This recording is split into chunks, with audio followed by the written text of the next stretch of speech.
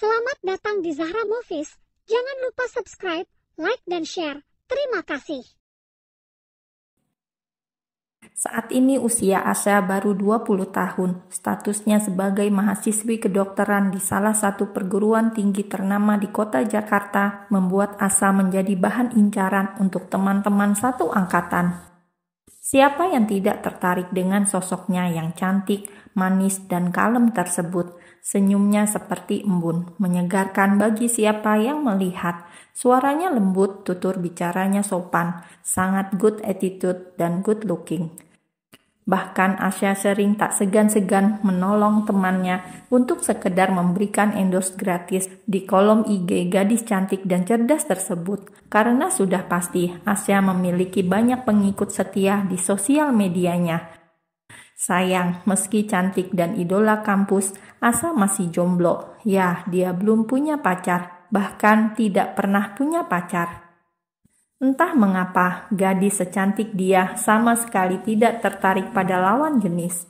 Asya lebih tertarik pada kegiatan baksos di kampus daripada kencan dengan pacar, nongkrong di kafe ala anak muda zaman sekarang. Itulah Asya, gadis yang tumbuh di era milenial tapi tidak terpengaruh dengan dunia luar. Ia seperti anak pondok yang tersesat di tengah kota metropolitan. Siang hari, udara di Jakarta saat itu terasa sangat panas. Asya turun dari sebuah taksi sambil membawa rantang makanan. Asya berjalan menuju sebuah gedung bank ternama. Iklan bank tersebut bahkan sering warawiri di televisi. Karena udara panas, Asya pun buru-buru hingga tidak sengaja ia menabrak seseorang.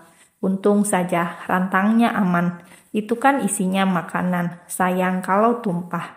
Asya memasak itu khusus untuk pria yang akan ia temui di dalam bank tersebut. Hati-hati kalau jalan, ucap pria yang ditabrak Asya.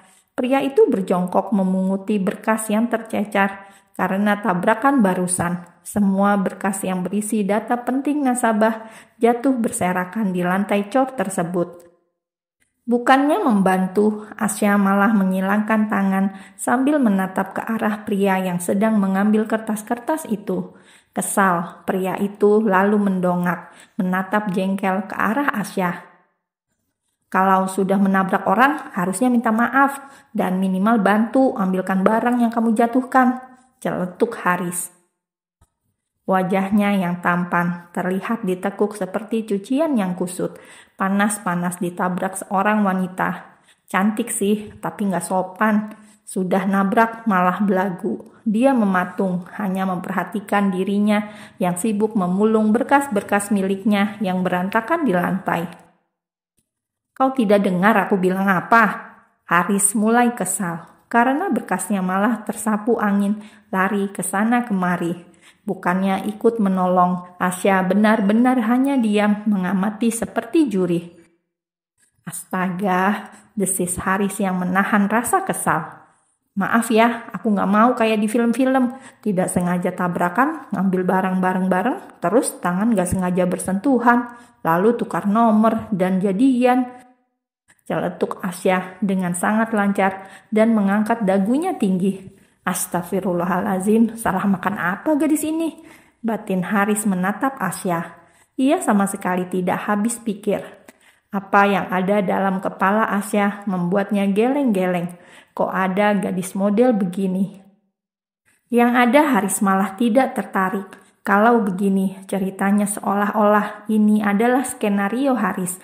Sengaja menabrak biar mereka mengalami momen yang Asya halukan barusan. Gadis aneh, gumam Haris. Ya sudah, pergilah. Kenapa kau tetap berdiri di sini? Cetus Haris sambil memungut kertas yang terakhir. Asa yang biasanya sangat ramah pada semua orang, entah mengapa saat itu sangat jengkel saat melihat Haris. Padahal ini adalah pertemuan mereka yang pertama. Dengan langkah percaya diri, Asya berbalik sambil tangannya membawa rantang. Asya berjalan masuk ke dalam bank. Siang Pak, sapa Asya pada petugas keamanan yang membuka pintu untuknya. Siang Mbak Asya, ini buat Bapak. Asya mengeluarkan sesuatu dalam tasnya, sepertinya makanan ringan, sedangkan rantang miliknya tidak boleh buat siapapun, khusus untuk someone spesial di hati Asya. "Permisi Pak, silakan Mbak." Di belakang Asya, Haris berjalan sambil mendekap berkas. Pria itu memasang muka serius tatkala masuk ke gedung bank yang cukup bergengsi tersebut. Haris sendiri adalah branch manager di bank tersebut. Saat ia berjalan, semua pegawai melempar senyum padanya dengan ramah. Haris hanya mengangguk sedikit, kemudian masuk ke dalam ruangannya sendiri. Di belahan kota yang lain, Sukabumi, di salah satu pusat pendidikan kepolisian terbaik di negeri ini, seorang pria nampak fokus dengan benda yang ia pegang, siap menembus apa saja yang ia bidik. Dor, tembakan pas mengenai sasaran. Sekali lagi ia mencoba, hasilnya sama. Dia adalah perwira terbaik, sepertinya calon komandan masa depan. Tidak hanya itu, selain menguasai dunia pertembakan, sosok tersebut juga terkenal sangat disiplin, kaya akan prestasi. Cintanya pada tanah air pun tidak diragukan lagi. Bagi pria berbadan tegap dan atletis itu, cintanya sekarang ini adalah negaranya. Hanya negara, karena dia masih betah jomblo. Perwira tampan itu sibuk dengan urusan negara hingga tidak mau memikirkan masalah asmara. Dia adalah Bima Sena, pria 27 tahun, salah satu perwira terbaik di negeri ini. Hari-harinya hanya ia habiskan untuk negara, tidak ada yang lain. Sebenarnya ia sedang mengincar seorang gadis, sudah lama sekali, sejak gadis itu masih belia. Bima bukannya tidak normal, karena menyukai seorang gadis kecil saat dia duduk di bangku SMA. Pertemuan pertama di rumah temannya saat SMA dulu cukup membuatnya terkesima. "Bagaimana kabarmu Asya?" gumam Bima tersenyum getir. Sudah lama ia tidak mendengar kabar gadis kecil itu. Adik dari sahabatnya sendiri semasa sekolah menengah atas. Dulu seringkali ia pura-pura belajar kelompok, hanya sekedar melihat Asya bermain. Tidak lupa selalu membawa coklat saat belajar kelompok. Ia memang terkesima dengan kepandaian Asya. Di usia yang baru 10 tahun, Asya sudah duduk di bangku SMP. Kecerdasan Asya membuat Bima kagum. Hingga semasa SMA, ia iseng ke sana. Sampai Asya lulus SMP. Ya, Asya hanya 2 tahun SMP. Dan begitu juga dengan SMA. Semua sangat singkat karena IQ Asya yang luar biasa. Mungkin itu pertama yang membuat Bima terkesan. Hingga sampai sekarang. Tapi sejak memutuskan menjadi perwira polisi, mereka sudah tidak bertemu. Asa sibuk kuliah kedokteran, sedangkan ia sendiri sibuk keliling Indonesia. Iseng di kala jam istirahat, ia menghubungi temannya, kakak perempuan Asya, Nia Eka Permadi. Tidak kalah dengan Asya, terpaut 7 tahun, tapi Nia terlihat sangat cantik. "Assalamualaikum." "Halo, Bima. Tumben telepon. Apa kabar? Sekarang sibuk apa?" "Waalaikumsalam." "Pertanyaannya satu-satu Nia," protes Bima. Meski jarang komunikasi, keduanya tetap terlihat dekat. Itu karena semenjak SMA mereka satu sekolahan dan selalu satu kelas, sering belajar bareng. Pas lulus SMA pun kalau ada waktu mereka bertemu bersama teman satu geng mereka. Nia, Bima, dan Firman, trio kuek-kuek, sahabat saat muda sampai mereka sudah menginjak usia dewasa. Tumben telepon, ada apa? Aku dengar kamu baru tugas dari Aceh." "Alhamdulillah, kabar baik. Sekarang sudah di Sukabumi."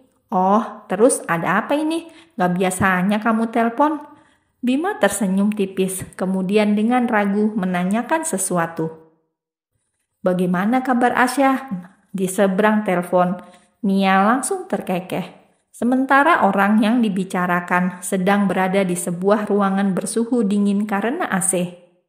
Makan yang banyak ya, ini masakan Asya, dibuat penuh cinta, seru Asya tersenyum manis dengan mata berbinar-binar pada sosok pria di depannya yang menatap dengan tatapan sayang. Bagaimana? Enak kan masakan Asya, Pak?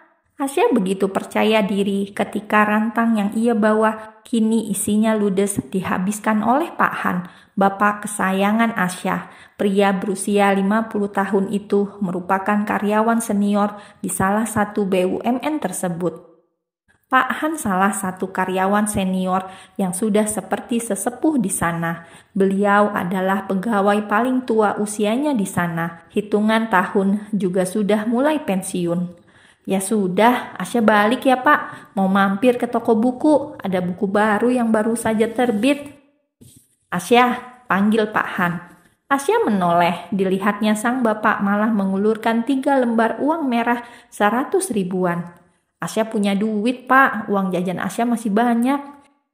Pak Han mengangguk pelan. Ambil Asya, buat traktir teman Asya juga boleh. Bibir Asya langsung mengembang. Dengan malu-malu ia raih uang dari bapaknya. Makasih bapakku sayang, ucapnya sambil memeluk Pak Han. Pak Han pun mengusap kepala Asya yang tertutup hijab tersebut. Dengan lembut ia mengusap sayang kepala putri ketiganya itu. Asya anak terakhir, paling manja, paling manis dan paling dekat dengan bapaknya. Daripada Ibu Weni, nama ibunya Asya. Ini karena Ibu Weni sibuk. Beliau kepala sekolah di sebuah SMA ternama di kota itu. Jadwal Ibu Weni sangat padat, sering sekali Asya kurang waktu dengan ibunya itu. Sebagai gantinya, Asya lebih dekat dengan bapaknya, bapak yang sudah seperti temannya sendiri tersebut. Ya sudah, Asya balik ya Pak. Asya mendekatkan wajahnya, kemudian mengecup punggung tangan Pak Han. Keduanya terlihat dekat, saling tatap dengan tatapan penuh kasih, membuat orang di seberang ruangan yang mengamati sejak tadi ngedumel tidak jelas. Astagfirullahalazim, masih muda, sudah jadi istri simpanan, gerutu Haris. Ia lalu kembali mengintip. Dilihatnya lagi, Pak Han mengusap pipi Asya, padahal Pak Han sedang merapikan sehelai rambut Asya yang keluar dari hijabnya. Makin kekilah si Haris. Branch manager itu tiba-tiba gusar sendiri, tidak suka kantor dijadikan tempat yang tidak pantas. Haris ini manajer baru, dia tidak tahu siapa Asya. Ia hanya mengira bahwa Asya wanita nggak benar, malu sekali dengan hijabnya, tapi kelakuan minus, seperti pria julid Haris Komat Kamit mengatai Asya.